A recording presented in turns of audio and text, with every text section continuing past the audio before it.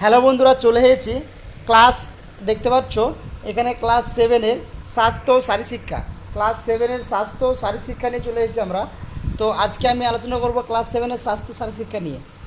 তার আগে বলে রাখি, আমার চ্যানেলটিকে যারা সাবস্ক্রাইব করে তারা অবশ্যই সাবস্ক্রাইব করবে এবং একটা লাইক দিবে যদি ভালো লাগে থাকে, এবং বন্ধুদেরকে শেয়ার করবে। শুরু করছি। দেখতে পাচ্ছ ইস্ট বেঙ্গল ক্লাব কত সালে প্রতিষ্ঠিত হয়? অ্যান্সার হবে 1920 সালে।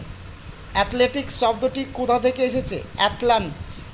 তারপর মোহনবাগান ক্লাব কত সালে সাহেবদের হারিয়ে শিল্ড জ্বলছিল? নাম্বার 1911 সালে। তারপর দেখো, খেলা মানুষের সহজাত প্রবৃত্তি। গ্রিক শব্দ জিমনস থেকে জিমন্যাস্টিক কথাটা এসেছে। জৈব ধর্ম অহিংসার মূর্ত প্রতীক হিসাবে বিদ্যমান। এনসিসি এর হালকা নীল রং নৌসা বাহিনীর প্রতীক। খেলা খেলা মানুষের সহজাত প্রবৃত্তি, যা সৃজনশীল ক্রিয়াকলাপ এর মাধ্যমে মানুষকে আনন্দ প্রদান করে। শিশুদের দেহ ও মনের বিকাশ ঘটাতে খেলা বিশেষ ভূমিকা পালন করে। খ, যে কোনো ক্রিয়ার প্রত্যক্ষ অংশগ্রহণের মাধ্যমে যে বিনোদন লাভ করে তাকে প্রত্যক্ষ বিনোদন বলে। উত্তর, সৃজনশীলতা বিনোদনের একটি উদাহরণ হলো নৃত্য। নেক্সট কোশ্চেন দেখে নেব। শারীরশিক্ষা উদ্দেশ্যগুলি উল্লেখ করে। দেখো, শারীরশিক্ষার উদ্দেশ্যগুলি হলো: 1, সুস্বাস্থ্য লাভ করা, সুঅভ্যাস গঠন। শারীরশিক্ষার বিভিন্ন ক্রিয়াকলাপের অংশগ্রহণের মাধ্যমে শারীরবৃত্তীয় পটুতা অর্জন।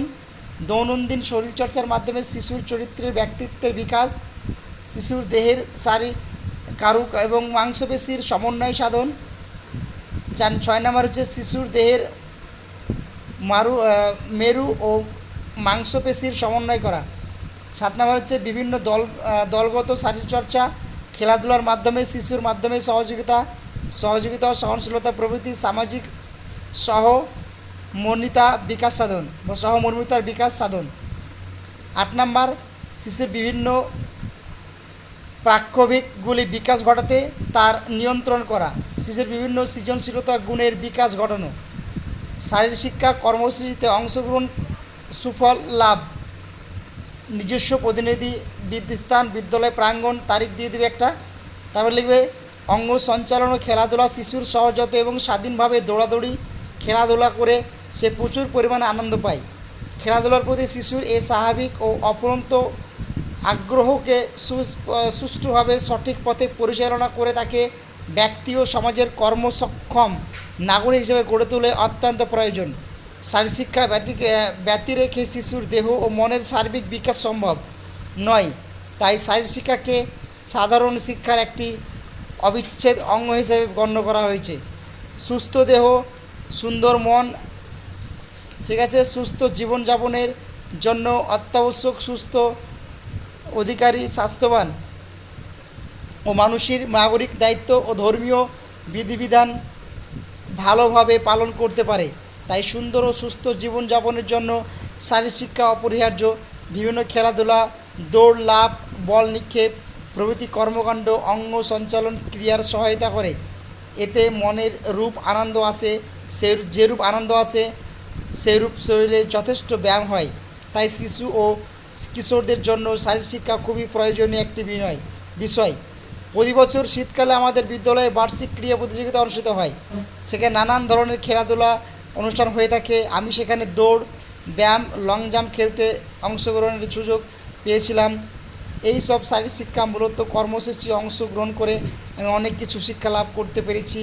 ব্যায়াম অংশগ্রহণের ফলে ব্যায়ামের লাভ সম্পর্কে জানতে পেরেছি, যে ব্যায়াম করলে শরীরে কত উপকার হয়।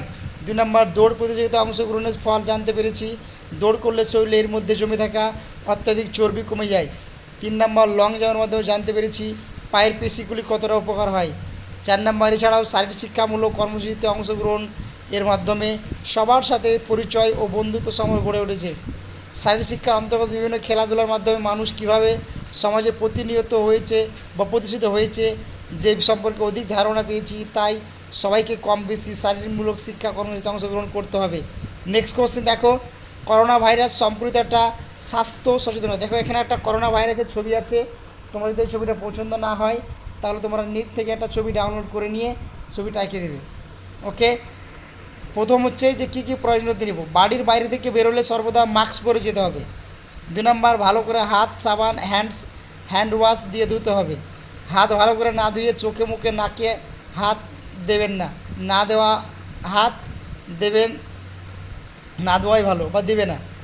ভালো করে হাত সাবান বা হাত অসুস্থ লোকের সংস্পর্শে এগিয়ে চলতে হবে, এড়িয়ে চলতে হবে। এটা হবে, এখানে কী হবে, এড়িয়ে চলতে হবে, এড়িয়ে।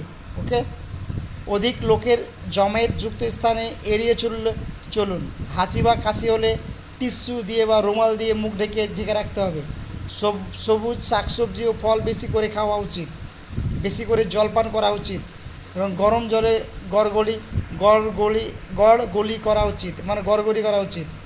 বাড়িতে প্রয়োজনীয় জিনিস বেশি করে সঞ্চিত রাখো, যাতে বাড়ির বাইরে কম যেতে হয়, অথবা বাড়ির বাইরে কম যেতে হয়। অর্থাৎ আজকে এই পর্যন্তই। পরবর্তীকালে নেক্সট আবার ক্লাস, অর্থাৎ আমার ক্লাস 7-এর সমস্ত ক্লাস কমপ্লিট, অঙ্কটা বাকি থেকে অঙ্কটা নেক্সট দিন ছেড়ে দেবো। তো যারা চ্যানেলটিকে নতুন, চ্যানেলটিকে সাবস্ক্রাইব করবে। এবং করোনা ভাইরাসের জন্য এখনও প্রকোপ আছে, সেজন্য সুস্থ থাকো, সবল থাকো। ওকে, থ্যাংক ইউ।